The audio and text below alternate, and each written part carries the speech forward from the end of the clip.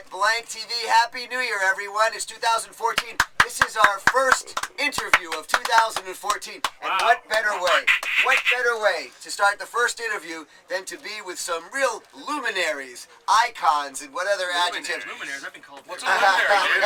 Define. From the breeding grounds of Adolescents, Social Distortion, Fullerton, California, O.C., Agent Orange, etc., etc. You know who these guys are. Boston, right? We can tell. Boston. Boston. Agent Orange. No, yeah, exactly. We are very excited. And kids, you know who this guy is. You know who this band is. We are here with D.I. Gentlemen, it's a pleasure to see you. Here we are, Casey Royer. Thank you for having us, gentlemen. Thank you both, cameraman and the Taylor Brothers. That's right. And Clinton Carlton. Without the guitarist Clinton Carlton, this would not be happening right now. Thank you so much, Clinton. Oh, that's great. Awesome. We're zany, happy Southern California guys traveling the world, playing punk rock music that Freezing in Portland. We're freezing our asses off in Portland right now. So it's great to be here on BlankTV. You know, we want to do like a shout out to fans off the wall. And another shout out to all you guys down at BlankTV. Blank, the void of anything blank, meaning empty. You know, we really respect that consciousness of emptiness. Any other brands that you guys are sponsoring? Actually, yeah, I'd like to thank Schecter Guitars, actually. Schecter. Schecter Guitar. Schecter. Sabian Cymbals, Christian Rocks. What else? Oh yeah, El Nopal Numero 3 on Chocolate Street. Tux. What the hell is that? TUK is the name of one of our shoe sponsors, and fans gave us some stuff, and we're stoked to just be a part of the punk rock scene because we really believe it has a pertinence to society. And these guys are actually helping something that was started years and years ago, but you know, Blank is actually. The void has been filled, so to speak, but still titled Blank, of course, which means nothing. but it still is an entity. It's an invisible entity. We'll just call it. It's a very large entity. Thank you. A large empty entity. So most people know D.I. has been around. It's 30 years plus now. I mean, there's you guys are still alive. Keith Morris, he's still alive. You guys are still alive, and fucking the X is still alive. But right now, what we're hearing, the current lineup, of course, once again, Clinton Carlton, and we have Clint Calton, Joey and Eddie Tatter. That's the Joe. And I'm Casey Royer. And some critics are saying that this current lineup is the hardest hitting and most cohesive lineup out there. Wow. So how did this lineup end up formulating? Well, actually, we all grew up in the same area, within a few miles of each other. We all went to the same high school, went to the same junior high school. In fact, we almost went to the same elementary school. So we all kind of grew up in the same area with the same interaction of punk starting in the early 80s, you know, with SD, Adolescents, DI, you know, Aversion, you know, other bands that were all of our bands that were starting. The Black Hole was down the street from us. The Black Hole. Some ketchup, you go across the other apartment and borrow it from this guy. Some ketchup here, sugar there, you know, a few beers. But, you know, that was back in the day, of course. Hi.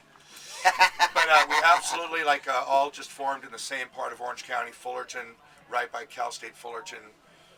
And that's where we came from. And we're still existing together after all these years, and we still like each other. Yeah, and everything kind of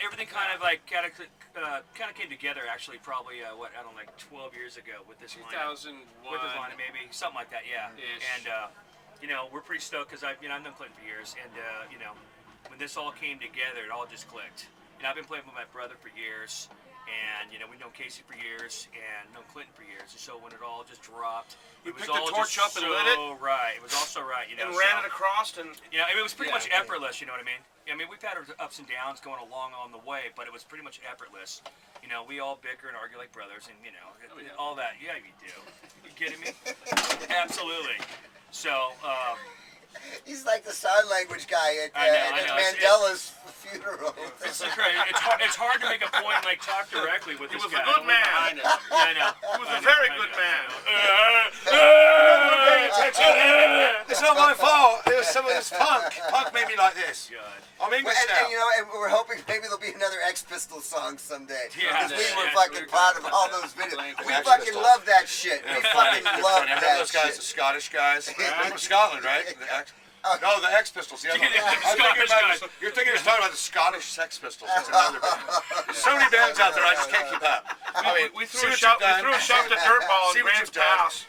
Hey! See what you've done. He's in the hills somewhere there. United We Slam. But we have a new You got something new coming out. Website. A website better known as handgrenaderecords.com. Right. And we're focusing our merchandise and our whole business aspect from our own site individually, DIY kind of sitch. Is it handgrenaderecords.com? Yes, handgrenaderecords.com. We'll edit that URL in here. Yeah, totally. So check it out. Help out punk rock. But, we're just carrying the torch, speaking the truth, the people's truth, honest depictions of what is happening to society as society evolves.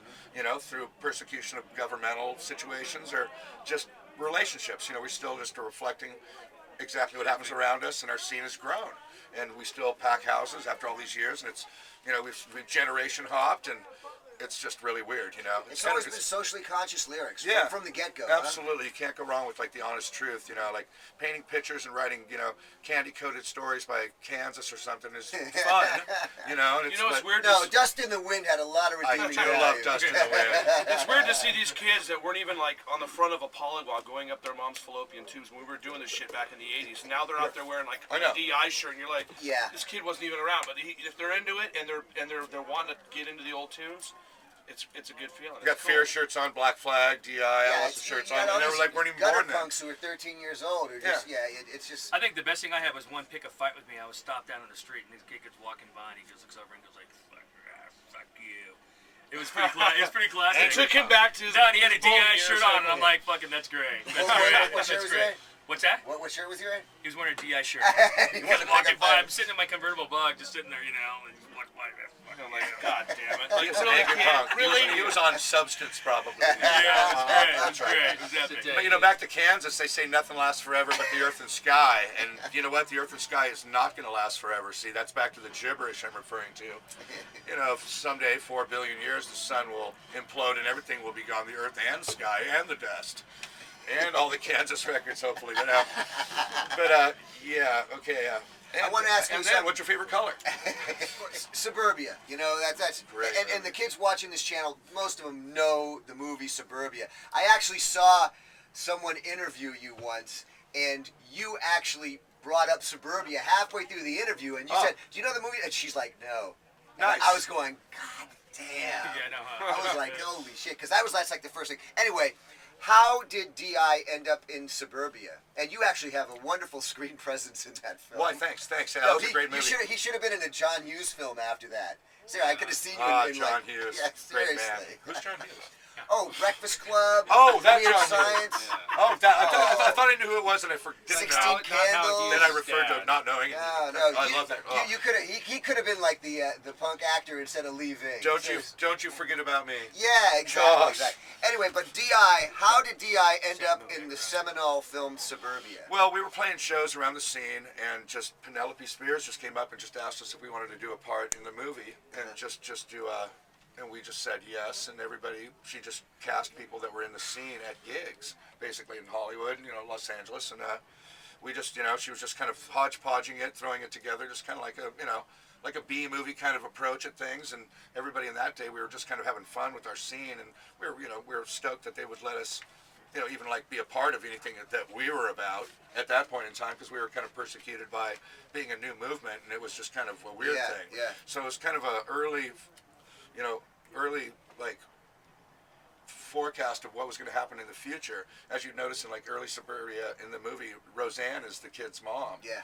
And Penelope Spears was she was costume designer for the Roseanne show in the 80s. No shit. And the Tom Wilson, who did the engineering for the first Adolescents record and did some work with Penelope in the studios for doing the audio for Suburbia, was the audio director of Roseanne. Okay. So they were kind of just working within the industry and just, had a vision, I was trying to say, about what was happening to music and society, and they just threw it all together, and she just cast us as she didn't really take advantage of us.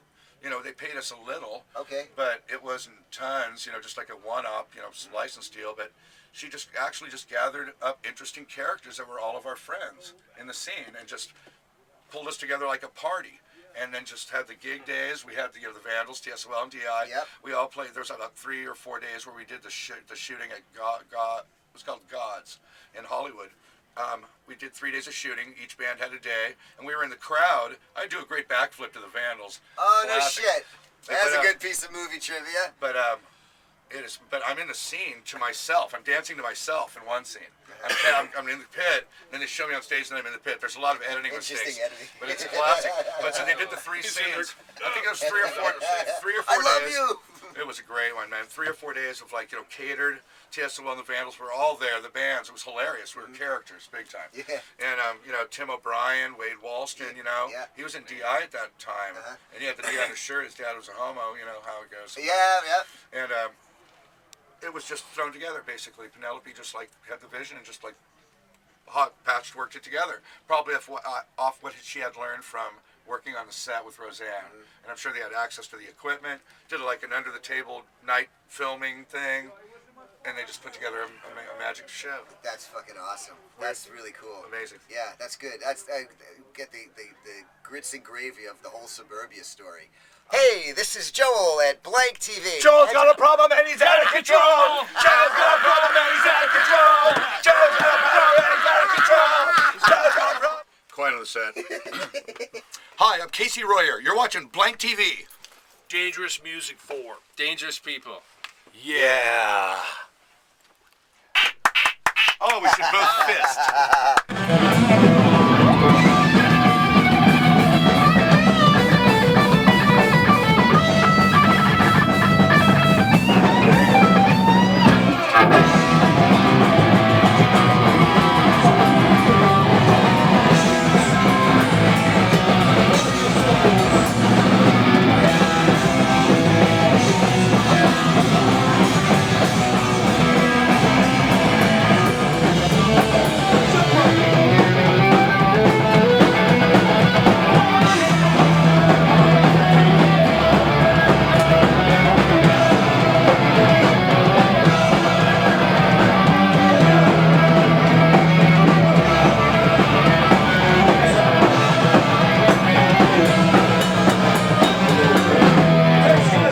This guy's even the best.